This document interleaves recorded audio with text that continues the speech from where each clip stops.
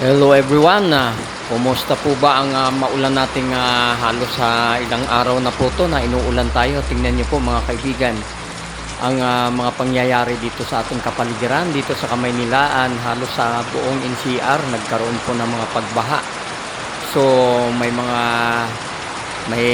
namatay na po dahil sa bagyong itong si Karina na talaga namang nagpaulan. Malawak ang kanyang nasakop na ulan mga kaibigan. Talagang bumuhos, nagsimula pa ito nung Sunday ng gabi mga kaibigan, hanggang nagtuloy-tuloy nung Monday nung sona ng ating Pangulong Ferdinand Marcos Jr.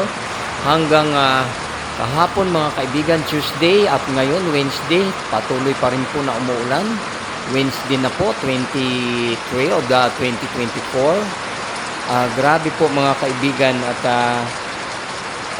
talagang nagsimula po nung 21, 22, 23 hanggang ngayon po 24 of July 2024.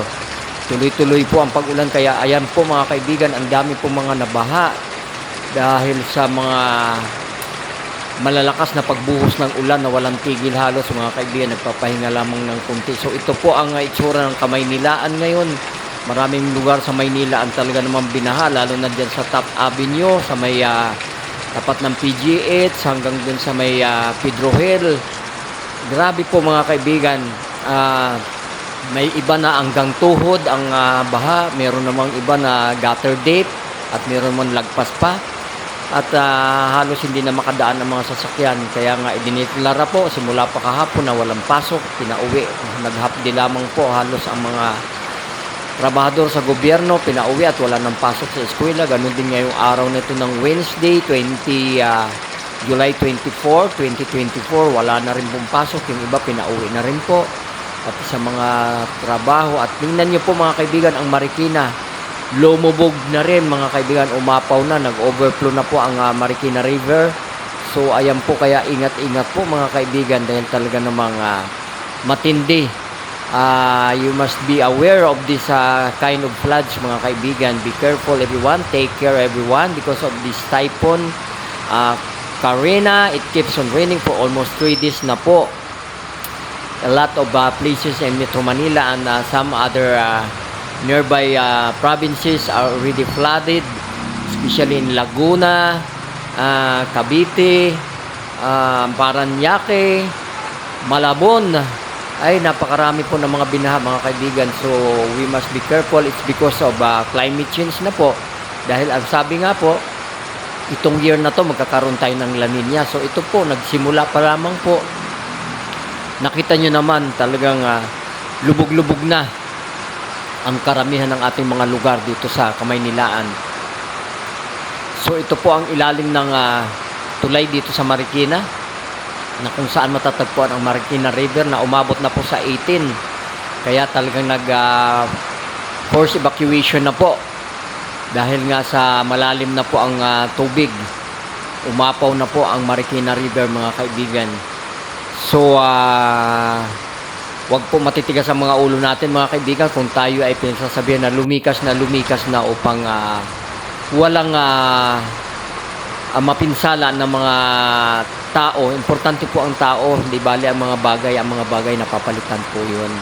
The most important is our lives, because material, you can buy a lot of materials as long na masipag ka. Unlike ang buhay, it happens only once in your life. Once na namatay ka, wala na, goodbye ka na sa daigdig mga kaibigan. Kaya mas higit nating pahalagahan, because it is more important the life, our lives, than anything in this world. So ayan po mga kaibigan, ang kasalukuyan nangyari dito sa Quezon City naman po to. Talagang sa may Quezon City Village, talagang nag-overflow na rin po, talagang binaha na rin po. Over 500 residents ang nag-evacuate na po sa Quezon City. Ito ay isang village, dahil talagang inabot na rin po ng ulan, inabot na rin po ng pagbaha mga kaibigan. So wala talagang nakaligtas ng mga lugar. Talagang mabuti dito sa amin, sa area namin, medyo may kataasan dito sa Cavite. Pero yung ibang part dito sa amin na malalapit talagang lumubog, yung mga low-lying areas talagang lumubog sa baha.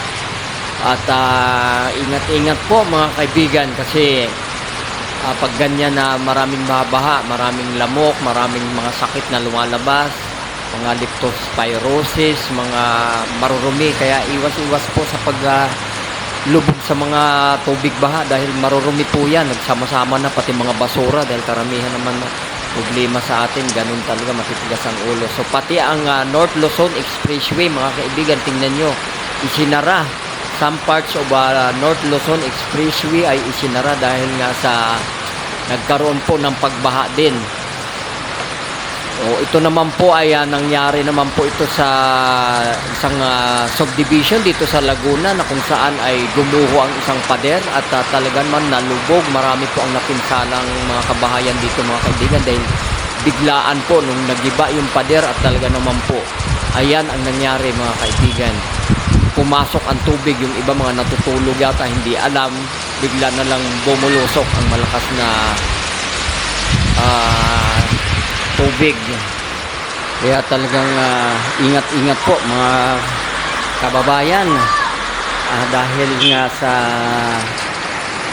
biglaang pagbaha ng karamihan ng mga lugar dito sa NCR mga kaibigan dahil nga sa walang tigil na pag-ulan na talaga naman pong inabot na ng 3 araw na po na umuulan. Kaya kahit anong lugar man talagang aabutin na ng baha pag ganyan lalakas ang ulan.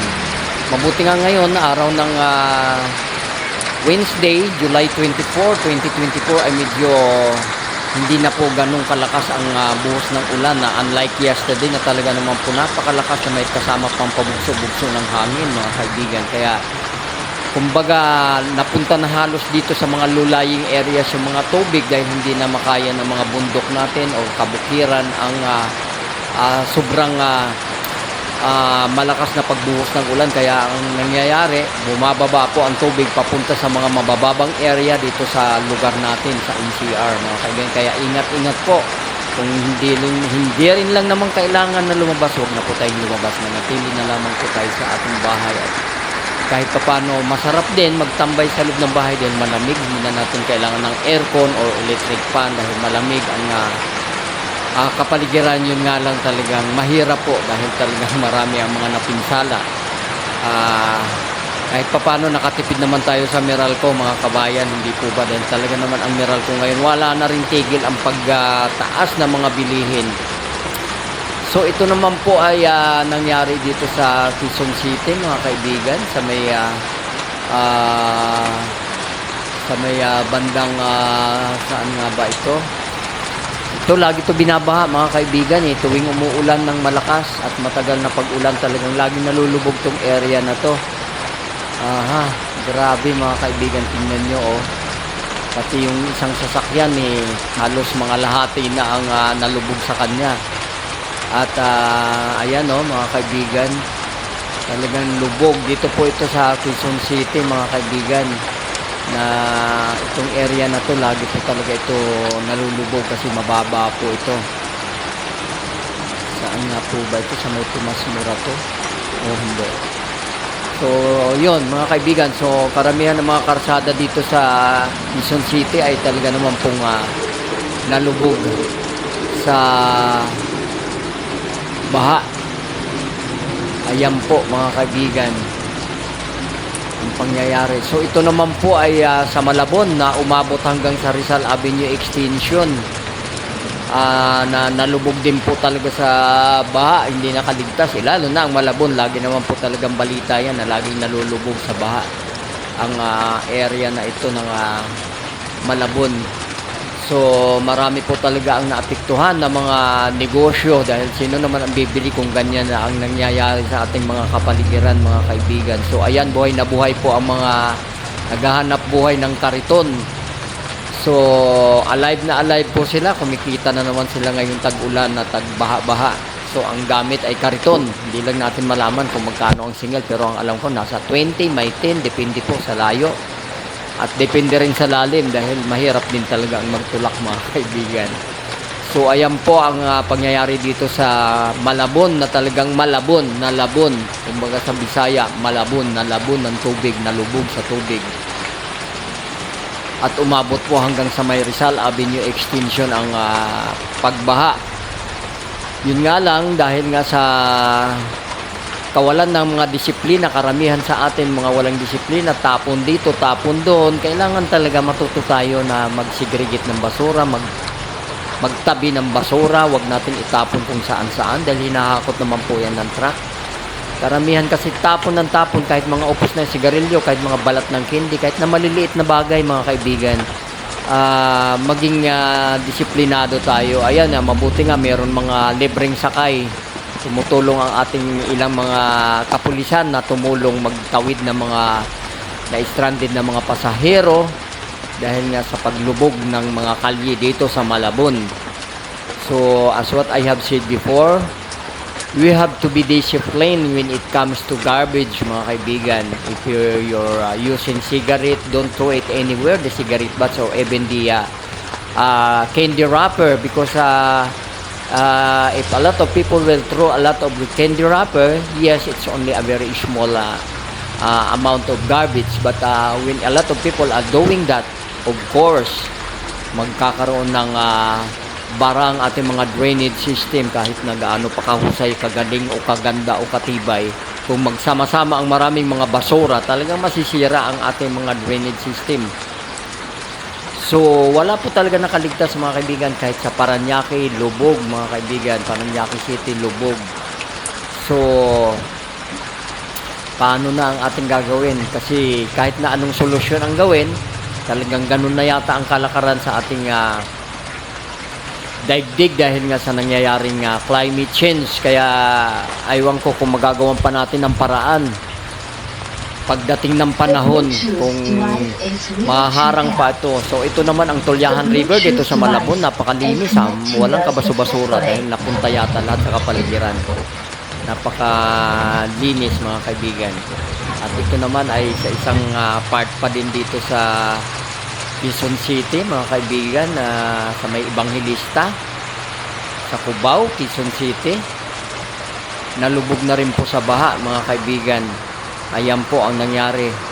Dahil talagang pag-lulaying areas, talagang sa sobrang tagal ng pag-ulan, pagbuhos ng ulan na malakas, lalo na kahapon napakalakas hanggang gabi, walang tigil po. Talagang lulubog po talaga ang Kamaynilaan. Kasi marami nga ang mga babang area at mga barado ang drainage, kahit pag-aano kahusay yung mga drainage system natin. Nagbabara pa rin dala ng walang disiplina nga ang ating mga kababayan. Kaya sana matuto na tayo mga kaibigan. Taon-taon na lang natin ipinananawagan lagi na maging disiplinado tayo sa pagtatapon ng basura. At tingnan niyo mga kabataan na naliligo. Ingat-ingat po dahil uso ang mga sakit na ganyan. Mga ihi ng daga, marurumi po ang mga ganyang tubig dahil nagsamot-sari na, naghalo-halo na ang mga dumi ng mga hayop o kung ano pa man. Delikado po yan, magkakaroon po kayo ng mga sakit sa balat. Kaya ingat-ingat po mga kaibigan. At muli, please don't forget to subscribe, like, and share dito sa Tuklas Pinas. Patuloy natin tutuklasin ang Pilipinas mga kaibigan. Bye-bye everyone and take care.